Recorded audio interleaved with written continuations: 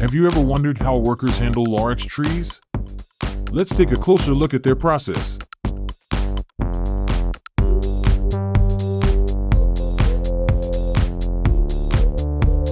When it comes to cutting down tall but slender trees, workers often have to climb up and cut them section by section.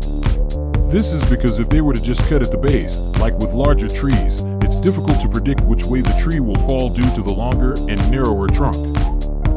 Before cutting the main trunk of the tree, workers usually trim off the smaller branches. Then they cut the trunk from both sides before making the final cut in the middle.